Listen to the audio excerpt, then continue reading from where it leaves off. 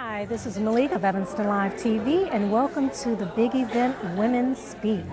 Yes, indeed, put on by respected social activist artists Fran and Lisa D. We all know Lisa D, 1100 Florence Art Gallery, the woman who created Evanston Made. Yes, indeed, we have some amazing women tonight, 12 speakers, prominent women right here in Evanston that have a voice and something to say.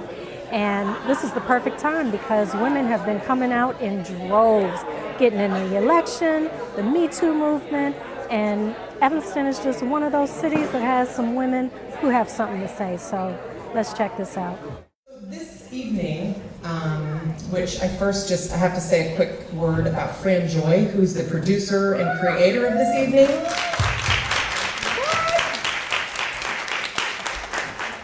We're surrounded by her artwork on the walls. The exhibit is called The Power and Strength of Women. And Fran came up with the idea that an innovative and different way to have a gallery experience would be to surround yourself not only by strong women, but also strong women in the room. So this is her concept, this is her creation. I'm thrilled to be a part of it. Well, I want to welcome everybody. I'm really excited, a little nervous. This is our first, hopefully, in a series of events like this where women come together and there's a light shining on how powerful, how creative, how wonderful she actually is. What she brings, what she is, what she's about, what she does. And this year, to me, was a year for women, especially, to shine that light. And as things kind of progressed through I'm obsessed with politics, so as things progressed this year, some voices were shut out, some were abused, some were just disinterested, some were underestimated. I'm so happy that we got the house and that we have 100 women of all colors that are going to be represented. She has been such an example of strength and perseverance and resilience, and she passed that on to me, and that's why Evanston Live TV exists today, because she's like, speak up, say what you gotta say. And there's people out there that have stories worse than yours. There's people out there that need to be celebrated. There's people out there that need to be informed. When I moved back from LA, I saw that we didn't have a platform for people to tell their stories. So when I capture people on video, you know that I'm not changing anything. This is what they're saying. You're seeing expressions on their faces. I want their stories to be real. And people are like, well, you know, why don't you polish it up? I was like, no, I like it raw. You see me chase Anne Rainey down the hall, you know? The story began at 4, when my mom told me she was abused by her stepfather when she was young. I saw how the seed he planted in her colored her whole world. Trying to take her pain and unhappiness away, I took it on. I planted his seed in my life, nurturing it till it grew to take over the whole garden. Being a woman meant being preyed upon, weak, not in control, which led to fear, distrust, and need to please others in order to be loved, so I'd be safe. And control, lest the same unleashed evil overtake me. Daily I work in the world and I witness women who come in and decide, I want to influence the world with philanthropy. How best can I do it? What problems can I solve? How can I help? And even if I have a little bit of money, what does that get me in return? And the power of the purse is real. We stretch the purse to care for our families, and we dig deep in the bottom of the purse to defend our lives. Some of us have an abundant purse. I have a huge purse. Doesn't mean there's a lot of money in it. I keep a lot of stuff in my purse, right, to make sure that I'm safe. I can give you a wet wipe, I can give you a bobby pin, even though I have no hair. I get every color of lipstick in it. You just have a lot of things, you carry those. Some of us have not much at all, yet we still figure out how to share it with others. How great is that, women? We share it no matter how much we don't have. In the early 1970s, when I was in my early 20s, I was raped by a new acquaintance while I was traveling across the country. And I remained silent. I did not report it. I remained silent for 3 years. I figured I was denying the impact it had on me because I was a strong woman, of course. I was fine. I also didn't think I'd be believed. I was a transient hippie traveling through this local boy Vietnam hero's town. Who's going to believe me? So I was just grateful that I escaped with my life and that he didn't kill me. And I connected with Christine Blasey Ford when she talked about worrying that with that man's hand over her mouth that she would die and he would kill her accidentally. So whether or not you have internal or external scars, we all have them.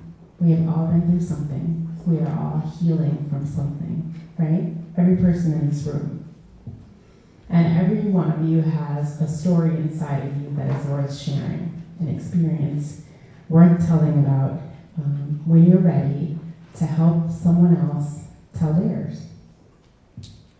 So I want to encourage you to share your story, just because you don't know the power of it until you share it. Offer some grace.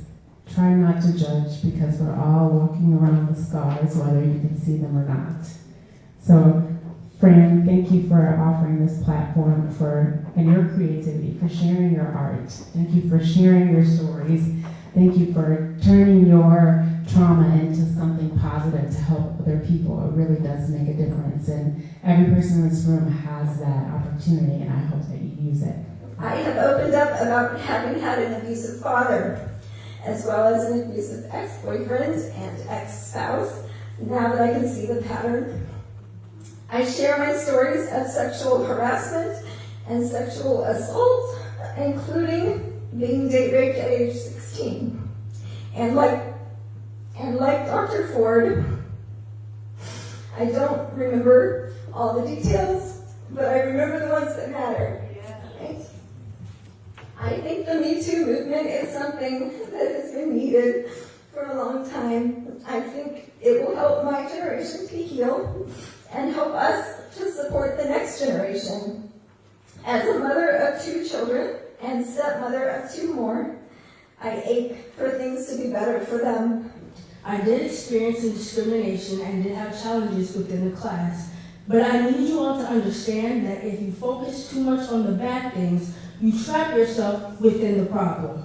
If you focus on resolving the problem, you get closer to the solution. If you let yourself become too discouraged on your circumstances, it becomes harder for you to overcome them. My experiences are not designed to make you feel pity or to shine a negative light in these classes.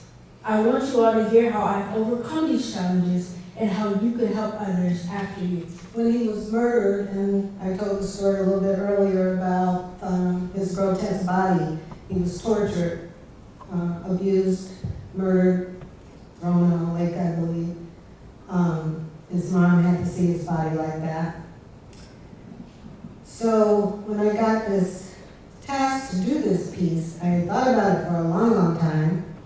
And like I said before, it is the hardest portrait I've ever done, because I felt the spirit or the essence of him was wanting to be seen for who he was, and the young boy whose life was cut short. So I'm unveiling this piece. Carol has plans for it, but if you have any questions about the story, she knows probably more about it than I do. But I did the best I could. I just hope he's satisfied, or his family. This is Emmett.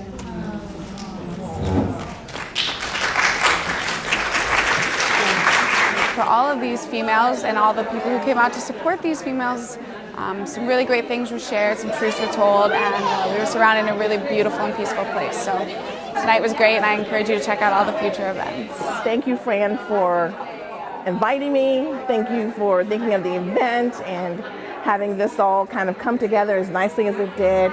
I love you, and I love your work, and just keep doing what you're doing, because it's amazing work, the art as well as your political opinions and your political stance on things and just how you just go for it. So I appreciate you, love you, and keep doing all you're doing. What an amazing night. Came in from California to experience this event. I really appreciate Fran inviting me. Basically, you don't know what to expect. And these women came together and they were honest and spoke from deep inside and shared with everybody, very vulnerable.